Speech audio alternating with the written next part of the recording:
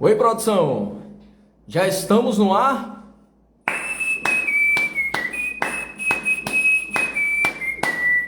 Eita, que chegou a hora, hein?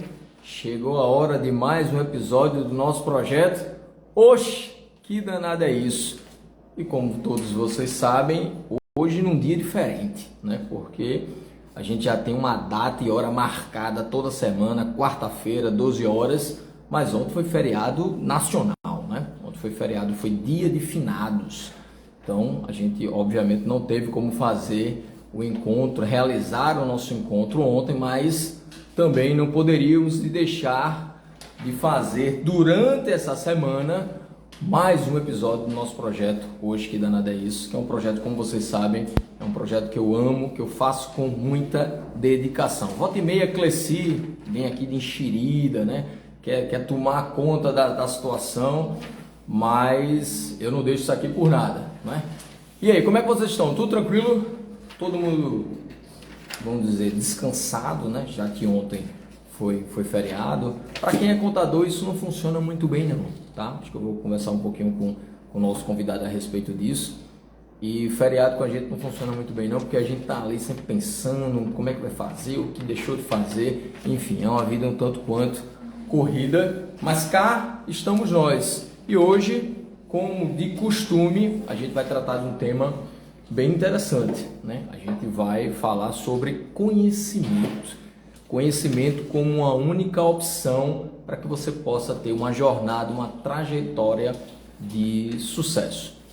E quando a gente fala em conhecimento, fica impossível não associar a esse convidado que vai trocar uma ideia com a gente hoje, porque pelo que eu venho acompanhando ele nas redes sociais, todo o trabalho, todo o projeto dele gira em torno de educação e, por consequência, de conhecimento. Então vamos deixar de blá blá blá e vamos trazer para a nossa conversa quem realmente interessa, que é o nosso convidado Wesley Rocha. Pois é, a respeito de conhecimento e educação, a importância disso. A produção já está me ajudando aqui. Wesley, 2, alô! Olá, como é que tá, meu amigo? Tudo bem? Tudo bem, Wesley? Boa tarde. Tudo Tudo tranquilo? jóia. Graças a Deus, tudo bem. Quero começar aqui agradecendo o convite para conversar um pouquinho sobre educação com vocês. Esse tema que é tão importante para o nosso país, né, para todas as profissões aí, em especial para o nosso nicho de mercado que é a contabilidade, tá? Então, vou começar agradecendo, sejam Isso. todos muito bem-vindos. Espero que a conversa seja bastante proveitosa aí. E vamos lá, vamos tocar o barco.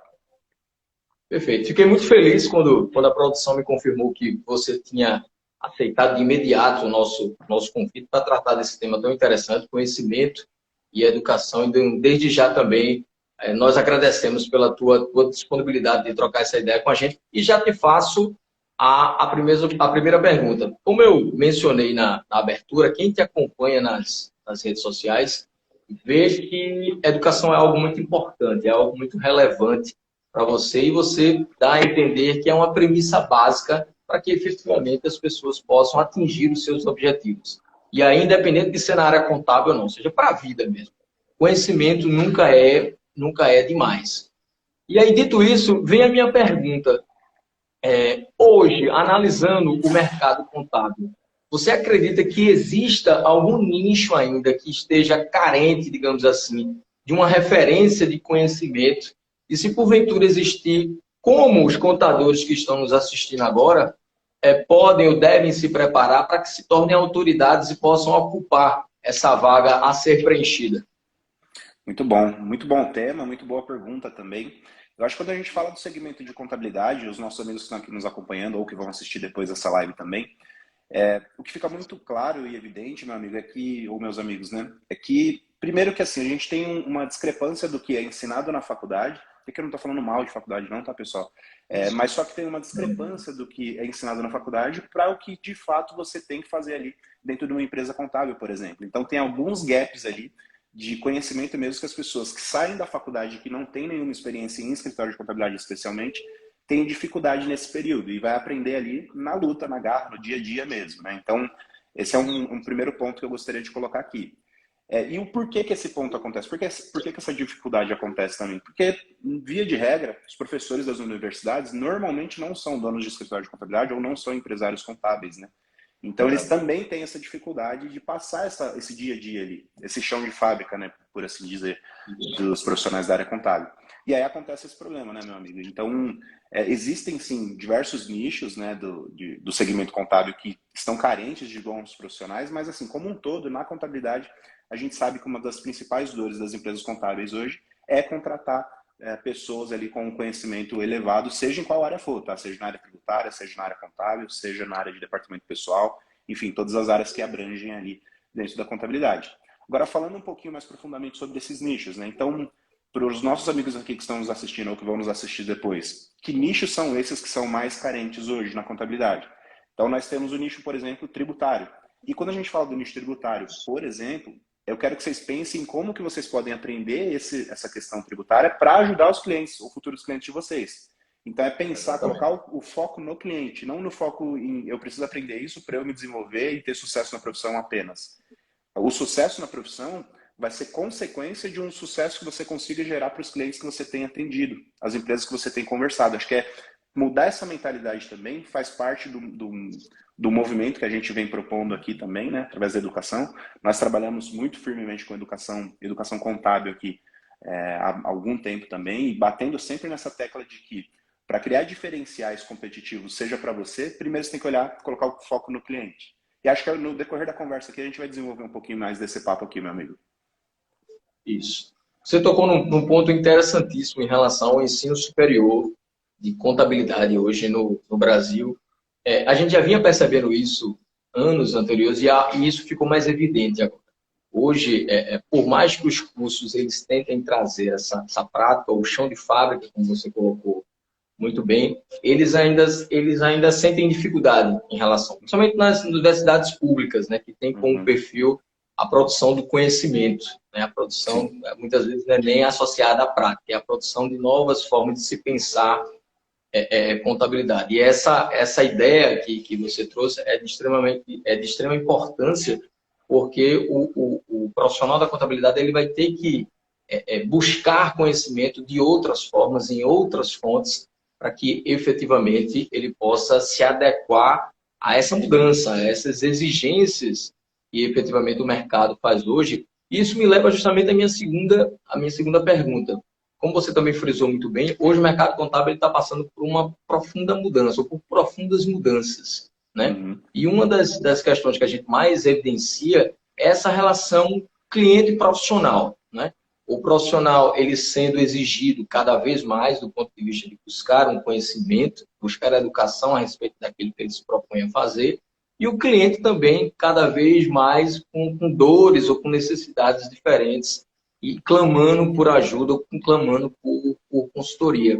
E esse dilema ou essa forma diferente de se relacionar está trazendo para o contador uma dificuldade que é como agregar mais valor ao seu produto final. Muitas vezes a gente se capacita, a gente corre atrás, mas o cliente final lá, mesmo tendo novas dores ou novas necessidades, não consegue ainda enxergar valor naquilo que a gente está entregando, seja um produto, seja uma solução, seja um serviço. Dito isso, como é que você enxerga essa questão? De que maneira os profissionais da contabilidade podem e devem agregar mais valor ao seu produto, ao seu serviço final, nessa relação agora com o cliente profissional? Mais uma pergunta interessante também, mais um assunto interessante para a gente falar. E eu quero começar respondendo essa pergunta falando de um evento que a gente teve presencial aqui em São Paulo na semana passada, onde o tema central foi discutir um pouco disso também. Então, como é que gero mais valor para o cliente? Como é que eu faço o cliente perceber valor nos serviços que a gente entrega como contadores aqui, né? E o que foi discutido lá, e que eu vou colocar aqui também, é que existem tarefas que a gente faz na contabilidade, que a gente executa. Quando eu falo a gente, o mercado, tá? Que a gente sabe que é importante, que é fundamental, mas que o cliente não percebe valor, porque para ele.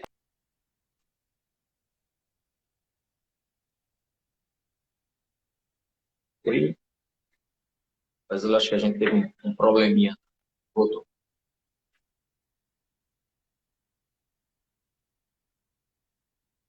Está tendo um problema de conexão com o Wesley, a gente vai ver se ajusta para. Wesley, você consegue me ouvir? Acho que a gente está tendo um problema só na conexão. Deixa eu ver se a gente consegue ajustar para que você possa continuar fazendo a sua exposição. Consegue me ouvir?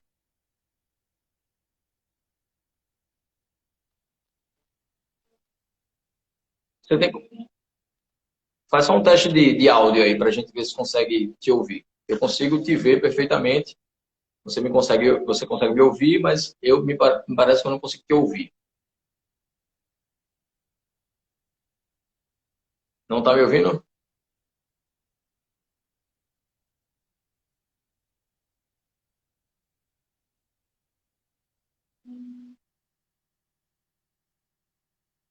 Tu consegue ouvir aqui? Não. Estou vendo o que ele está falando. Opa, agora acho que foi. Agora sim, beleza. Vamos lá. Então, show de bola.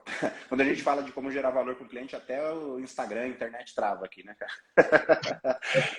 Mas vamos lá, pessoal. O que eu vinha dizendo, então, foi sobre um conteúdo que a gente discutiu num evento que a gente fez aqui em São Paulo na semana passada, né? Que falava justamente disso, como é que você gera mais valor, ou como é que você faz para o cliente perceber valor nas entregas que você tem feito ali. E o que foi discutido nesse evento, meus amigos, foi que, primeiro, tem tarefas que a gente faz para o cliente que ele não percebe o valor. Vejam bem, eu não estou falando que não é importante, tá? Nós sabemos da importância de cada entrega que a gente faz. Mas para o cliente, essas entregas não têm valor. Quais entregas são essas? A parte burocrática do negócio. Obrigações acessórias, por exemplo.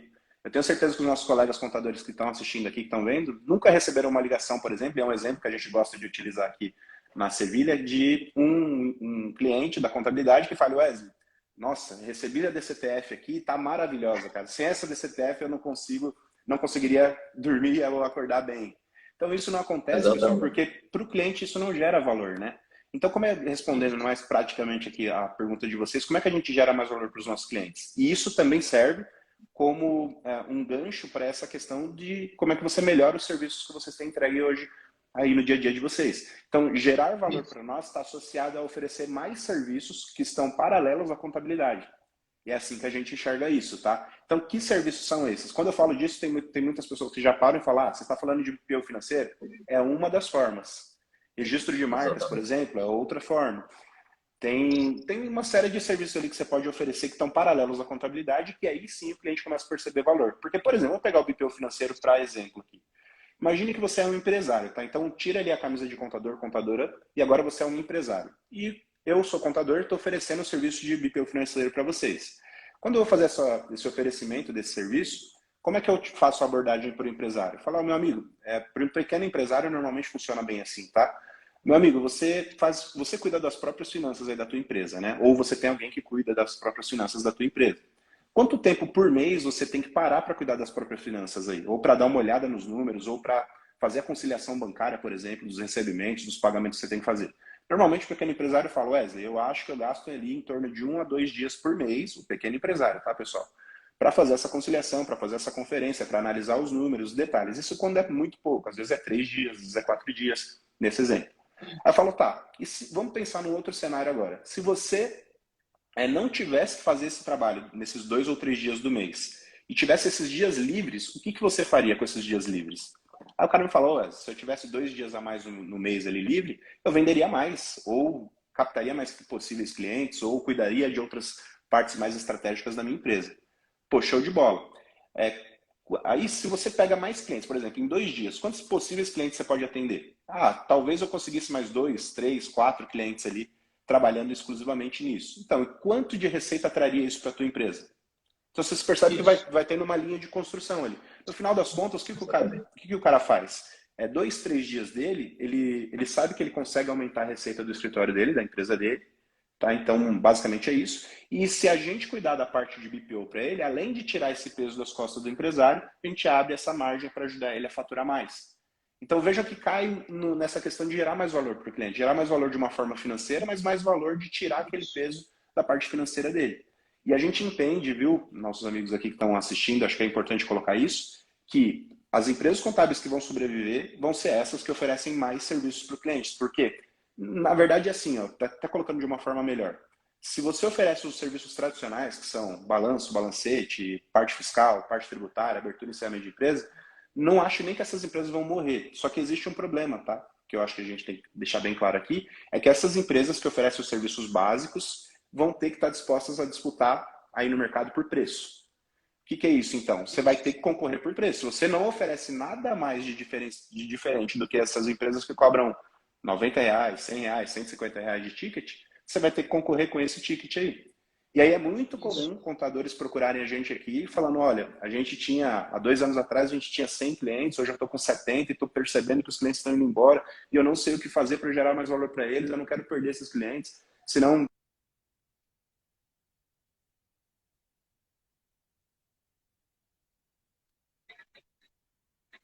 Perdemos novamente a conexão. Opa, acho que deu uma travada aí, né? Isso.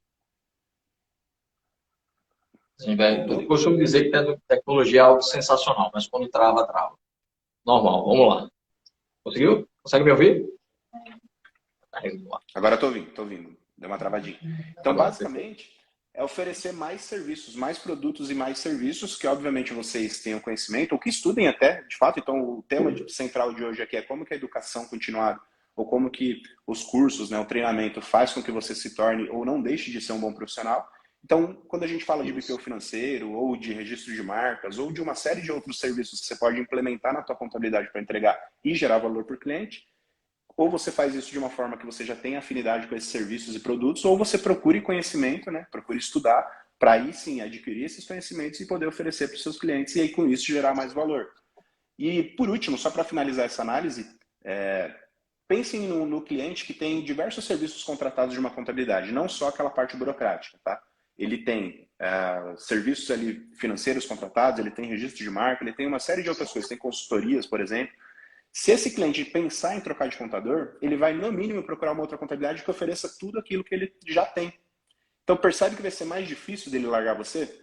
Obviamente que a gente está partindo do pressuposto que esse cliente é bem atendido, né? Que essa questão da entrega já está bem resolvida. Então, fica mais difícil desse cliente sair. Então, é um atrativo para possíveis novos clientes e é um fator de retenção para os clientes que você já tem na carteira também. E uma última análise muito rápida que eu quero fazer, que cria diferencial também, é humanizar o atendimento.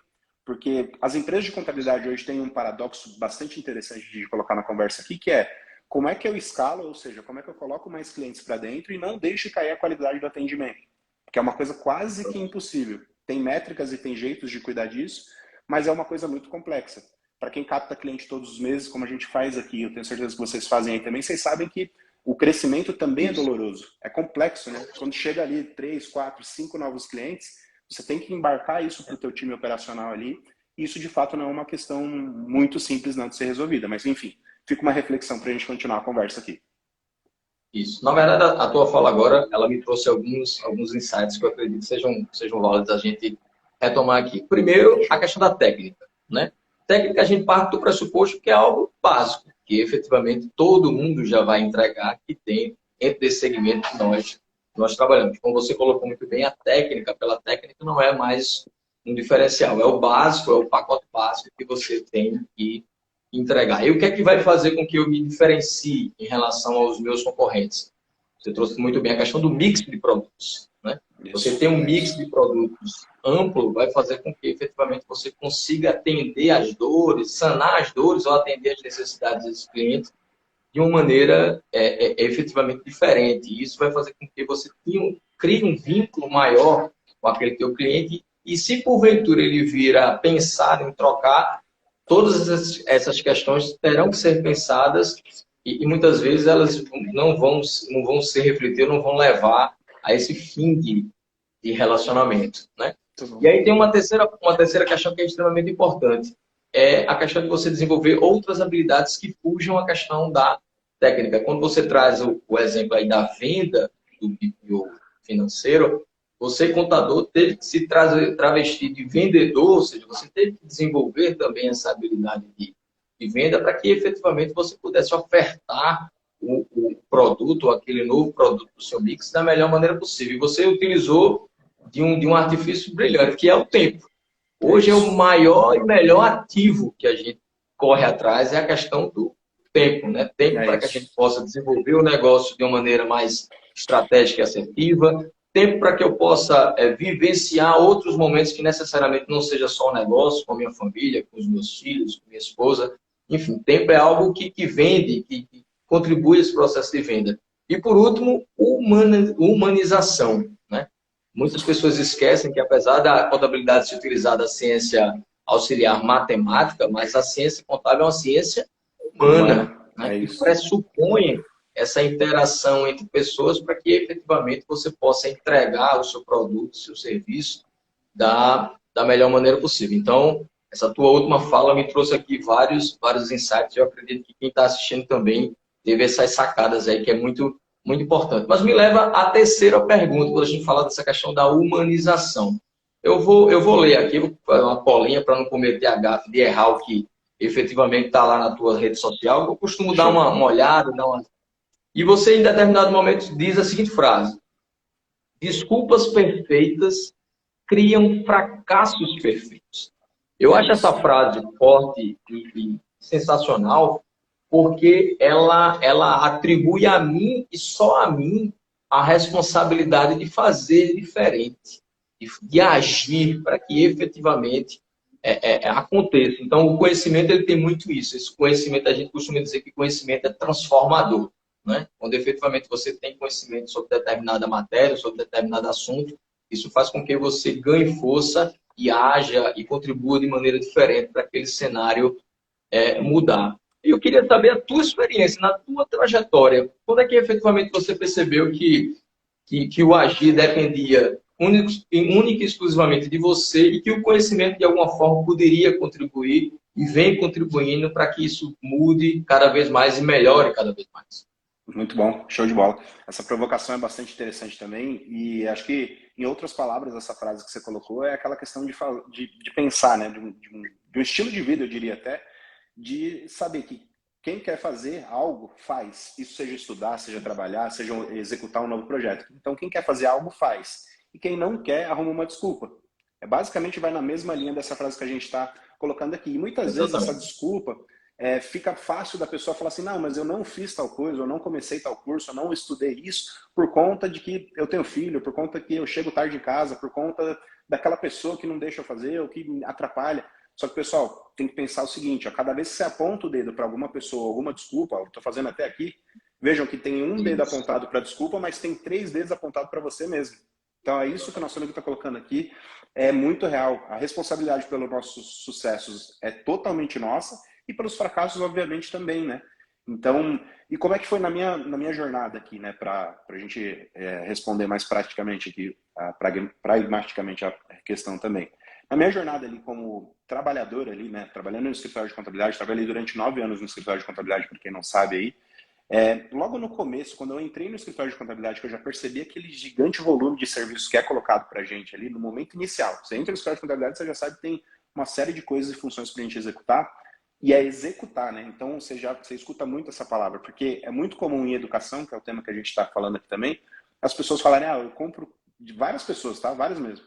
Comprei curso tal, mas não consegui assistir até o final. Ou comprei e nem assisti nem 1% daquele curso. É muito comum isso também. E aí tem 3 níveis, né? Você compra o curso, você tem que assistir o curso, tem que implementar ou executar aquele conhecimento que você tem ali. Se você só comprar e não assistir, o resultado você não vai ter. Se você comprar, assistir tudo e não executar, você também não vai ter resultado. E a partir disso, você entra naquela questão de, então tá, eu compro, assisto e executo, e a partir de erros e acertos, você vai se desenvolvendo na tua área profissional. Então, quando eu entrei no escritório de contabilidade, o primeiro ponto que eu tive ali foi pensar, eu trabalhei no departamento contábil durante 9 anos, né? E dependia ali de conhecer a ciência contábil mesmo, débito e crédito, entender os relatórios para que eu conseguisse executar aquele trabalho. Eu não tinha aquela base muito boa por conta da faculdade, então só tinha o conhecimento que a faculdade tinha me dado, e aí eu precisei ir atrás de conhecimentos específicos, né? Então, fiz alguns cursos em algumas escolas aqui de São Paulo, e aí comecei a executar aqueles conhecimentos que eu havia adquirido justamente ali no dia a dia, no trabalho que a gente teve. Então, para você que tem a oportunidade de trabalhar no escritório de contabilidade, acho que é importante você saber que ali acho que a principal escola de quem trabalha é o dia a dia mesmo, que ali você vai aprender muita coisa, né? E se você não trabalha no escritório de contabilidade ou não teve a oportunidade de trabalhar no escritório de contabilidade, aí você tem que pegar fazer amizade com alguém que trabalha para entender um pouquinho da rotina dessas pessoas ali e entender, mesmo que a grosso modo, porque quem está distante não vai pegar ali profundamente, e tentar entender quais são os entregáveis que aquela pessoa faz e tentar se aproximar disso. Mas não tem escola melhor do que a prática, né? Então, a gente até fala aqui internamente que a prática é a mãe, é exatamente isso, a prática é a mãe de todas as habilidades. Então, se você não tem uma habilidade que quer ter, você precisa ter a prática dessa habilidade, não tem outro caminho. Então, precisa ter o conhecimento teórico, que é importante? Óbvio, precisa. Mas se você aliar o conhecimento teórico com a prática, com a execução de fato, aí fica invencível, basicamente falando, né? Então, durante toda a minha jornada foi assim. Eu busquei, né, trazer todos esses conhecimentos dos cursos, foram diversos cursos que a gente fez, né? E hoje eu tenho o prazer de falar também que a gente produz cursos, então a gente ajuda o mercado contábil no sentido desses gaps que eu falei um pouquinho mais atrás na nossa conversa, de pegar o que a faculdade ensina e o que o mercado precisa e alinhar, né, tapar um pouco desse buraco através dos cursos, dos conhecimentos básicos que a gente tem aqui, do nível básico até o avançado, na verdade, também. Então, a partir do momento que a gente começou a produzir conteúdo aqui para fazer esses cursos, a gente conseguiu ajudar uma série, milhares de alunos que já se passaram aqui nos nossos cursos também. Então, não tem outro caminho, pessoal. Acho que é muito comum a gente discutir isso internamente aqui, mas eu acho que não custa nada colocar para vocês mais de forma prática. É o conhecimento, é o estudo mesmo, sabe? E colocar em prática o que vocês têm aprendido. Pra vocês terem ideia, vou dar até alguns dados aqui para vocês, né? No último curso de imposto de renda que a gente lançou, nós tivemos mais de 1.000 alunos, pra vocês terem ideia. Só que dos 1.000 alunos que finalizaram o curso, foi menos de 100, pra vocês terem ideia. Então, que chegaram de ponta a ponta. E aí ainda tem o terceiro fator que eu disse agora há pouco também, desses 100 que finalizaram, será que os 100 foram para a prática de fazer de fato imposto de renda mesmo? Então, essas reflexões que eu gostaria de deixar para que a gente faz os esforços aqui para fazer com que os nossos alunos aumentem esse nível de execução mesmo, para que vá para o campo de jogo ali, coloque os conhecimentos de fato à prova mesmo, tá? E muitas vezes vai acontecer erro. Eu acho que o erro é um processo natural do crescimento. É importante colocar isso aqui. Principalmente quem trabalha em contabilidade sabe que é normal acontecer um errinho ou outro ali. A gente corrige muito rápido também. Eu acho que errar não é o problema. O problema é você procrastinar, você não tomar para si ali as ações e as execuções. E aí é por aí que a gente acredita e que segue aqui a nossa carreira. A notícia boa é que ainda dá tempo, né? Ainda dá tempo de você reverter o jogo. Porém, contudo, todavia, vai depender só de você e apenas de você agir para que efetivamente esse jogo mude, né? Você colocou um contexto bem interessante da prática, né? Um dos questionamentos que se fazem muito hoje em relação a esse mercado contábil que a gente vive é: qual é a melhor opção, ser generalista ou ser especialista? Né? E eu tenho uma opinião em relação a isso, queria ouvir a tua opinião também. Eu costumo dizer que assim, nesse momento de formação em que você ainda está na faculdade, que você ainda está estagiando, que você ainda está tentando vivenciar essa prática, você tem que ser generalista, porque você tem que aprender ou vivenciar tudo ou o máximo que puder, até para que você possa se identificar, né? Ter uma relação mais próxima com determinado ramo da contabilidade. E quando você já estiver formado, numa situação mais madura, quando você já desenvolveu determinadas habilidades, você buscar nichar, se especializar, já que hoje é uma forma de trabalhar a contabilidade essa. Não sei se a tua opinião em relação a ser generalista ou especialista é essa, ou você tem uma opinião diferente em relação a isso? Não, faz total sentido. Acho que ser generalista nesse começo de carreira vai trazer essa clareza para você, até para você entender. Se você não for generalista, você que está ouvindo aí, nosso colega está assistindo aqui, como é que você vai saber que você gosta, por exemplo, da parte tributária, se você não passou pela parte tributária, ou não passou pela área contábil, ou não passou pelo departamento pessoal? Então, você tem que conhecer, de fato, um pouquinho de tudo, mas complementando o que você colocou aí, se especializar, pegar uma linha e se especializar em algo. Sem sombra de dúvidas, tá, pessoal? Então, eu quero ser bom em tudo. Bom em tudo não é bom em nada. Você não vai conseguir ser bom em tudo, porque principalmente por conta do mercado em si, ou das funções que existem ali, você precisaria passar horas e horas e dias e anos e meses estudando todas as áreas. E você não vai conseguir, porque o tempo é um só e são muitos conteúdos para você se especializar. E eu acho que você não vai ter nem aptidão de estudar tudo, de gostar de tudo que você vai estudar ali de fato. Então, identificar nesse momento que você é mais generalista o que você gosta mais vai trazer essa clareza para você se aprofundar e aí sim se tornar um especialista naquele segmento, naquela linha. Assim como eu, por exemplo, na parte técnica, né, hoje eu não atuo mais tanto na parte técnica, né, então a gente está mais focado nas partes dos cursos aqui de ensinar os alunos, mas quando eu trabalhava no escritório de contabilidade, eu me identifiquei muito com a área contábil. Gostei muito da área contábil, mas eu também sabia, tinha noções da folha de pagamento, também tenho noções ali da parte fiscal, mas onde eu era especialista era no segmento contábil. Então, produzir balanço, balancete e explicar aqueles números de uma forma didática para o cliente também. Então, eu escolhi seguir por esse caminho, entendeu? E, por último, acho que é o importante colocar para os nossos colegas que estão assistindo aqui é que a área contábil ela é fantástica. Aquelas discussões que a gente vê de Google, né, de YouTube, que a contabilidade vai acabar, isso não vai acabar nunca, porque para discutir sobre se a contabilidade vai acabar, teria que as empresas acabarem, né? Então, vocês sabem que as empresas precisam ter um contador ali nas suas atividades. O que vai acabar, ou que já acabou, é aquela forma de fazer contabilidade como era feita antigamente, sem gerar valor para o cliente. Então, acho que é por essa linha que eu queria levar aqui a conversa. Perfeito. Wesley, a palavra que resume o nosso encontro é gratidão. Obrigado por tua disponibilidade, agradeço por todo o conhecimento que você nos trouxe agora. Então, mais uma vez, eu quero reforçar nosso muito obrigado e ficar disponível aqui para futuros encontros, a gente trocar uma ideia novamente. Muito bom, meu amigo. Muito obrigado pelo convite, obrigado pela presença de todos vocês que acompanharam a nossa conversa aqui ou que vão assistir depois, eventualmente, a gravação. Eu espero ser convidado novamente para ser provocado e conversar bastante sobre esses temas que a gente gosta muito, viu? Ok. Forte Um abraço. abraço. Tudo de bom para vocês. Tchau, tchau.